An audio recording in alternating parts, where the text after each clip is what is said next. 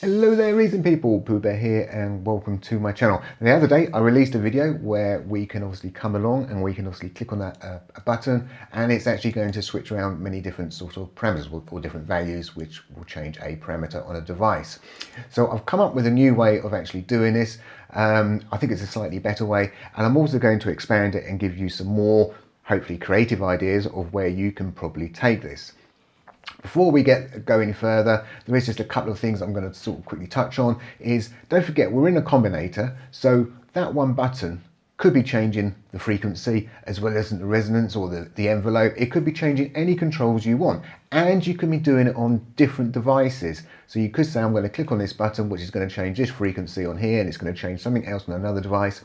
So you're not limited to just one single control. You can have many controls on many different devices, because that's the beautiful thing about a combinator. But let's actually crack on. So with the new method, I'm going to set it up over here. I'm going to use the good old CV8X4, because obviously that's one of my favorite devices, I think, in reason. It seems to be. I seem to use it a lot. What I'm going to actually do is switch around to the back. No, in fact, I'm not going to do that just yet. Another question came up, which was to do with, what did I mean by loosely coupled? So I'm just going to grab this, and unfortunately, the CV8X4 has called its knobs CV1, 2, 3, 4, 5, 6, 7, 8. So don't get that confused with the CV on the back of the device. I'm just going to, I've got this funny Zoom program, so I'm just going to try and get everything on the screen at the same time. There we go, that will probably do just for the moment. Now, loosely coupled means is I'm going to move that control. This control down here is moving, great. I come down here and I can move this separately. This is no longer moving.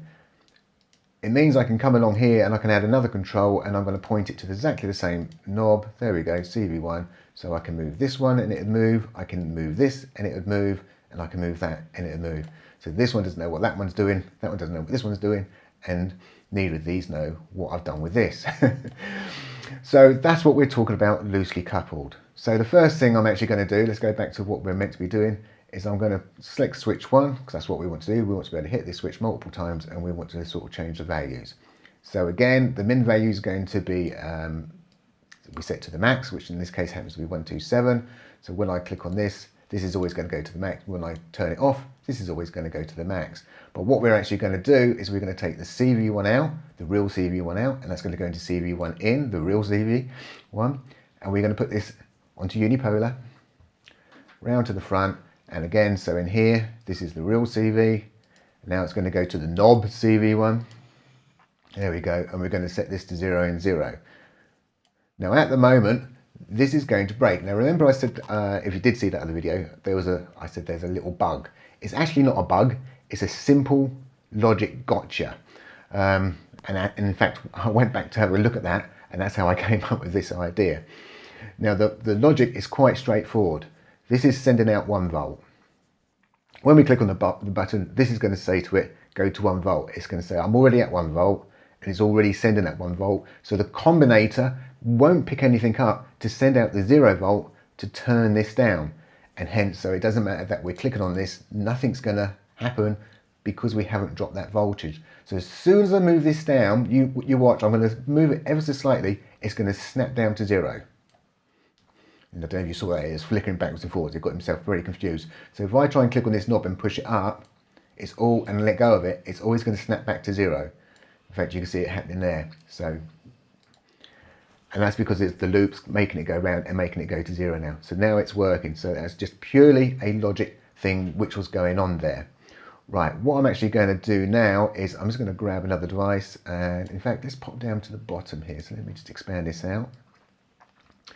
And I'm going to grab this mod rack and put this mod rack in here.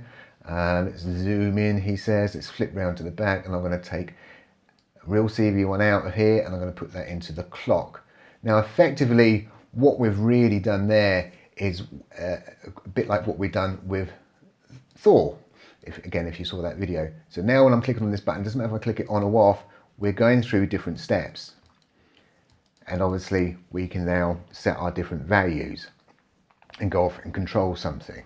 So what I've actually got over here is this little device here, what I wanted to show, because obviously it's got some unique stuff on it. So I'm just going to flip around to the back again. And what I'm going to do now is I want to, oh, we've already set, sorry. I already had that pre-set up over in that other patch. So this is the connection out, which I'm going to take out, and that's going to go into the in select. Now we switch around to the front, and we should be able to get this all on the screen, he says, without going too mad. When I click the switch now, this is going to count up because I've actually set these to that particular program. So you can have up to 127 programs. Now what this device is, for those who don't know, it's a 1 input and it's got 8 outputs. When this program is 1, this means anything which you set to number 1, so you just set these ports, then ports are now open. So these 2 ports are open. So again, when I hit the switch, we've now moved on to this port. So this port and this port happen to be open, and this is how I configured it. So I could actually set that back to 1 again. So now that one's open, so this time this port, and this port's open. This device is very, very easy to daisy chain together. So effectively, what makes it a little bit different could be is, yes, we can take this value and loop it back into the combinator and do exactly what we're doing with Thor, where we can actually use the programmer to do it. But now we can get a little bit more into the CV world, and we can use this parameter, and we can have a different voltage coming in here even, and going to 8 different outs. So we're now selecting one button, selecting between 8 different outs, which is really, really nice. And I'm now going to take the CV one, the CV, the real CV, and I'm going to plug it into this spider. And this spider happens to be set up amongst some other rack extensions over here. In fact, let me get rid of my browser, we can get some more stuff on the screen.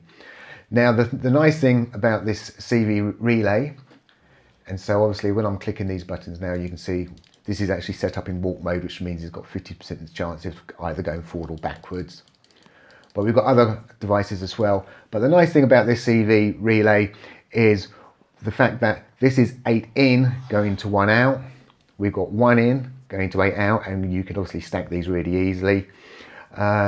We've got other devices, like we can obviously control the AS16 coming through, and obviously we've got loads of nice little parameters coming in and out, which we can obviously control, which is a very nice thing. We can do the same with the step sequencer as well. So that's quite a nice one. The nice thing about the step sequencer, if we zoom in here, is obviously we've got all these different orders of how we're going to do the steps, which make it something slightly different as well. And there's nothing wrong, he says, he's out of control with the Zoom program again, with using it for, click on that, bosh. Now when I click on this, we're going through steps here. And I happen to have this CV, because there's a CV tab here in sequences. He says, I can't zoom in because I lose my button.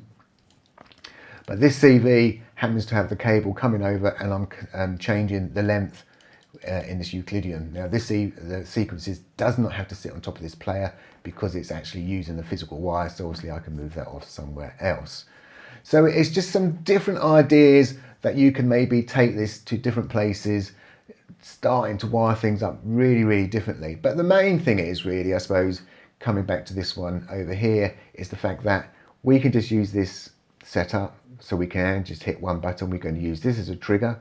Using something like sequences is really good, and as I said, I suppose the best thing to do with this is to push it back into, like, say, CV2, and then you can have other controls which you can then start manipulating, just like we was doing with Thor. So you can actually stack all your different instruments and different players in here, and then you can actually control it from one button. You know, that's really handy, especially if we're using in a live situation, and it's just great for experimenting and just getting things working within reason as well. Anyway, I thought I'd try and keep this one short for once, so thank you for watching, and bye for now.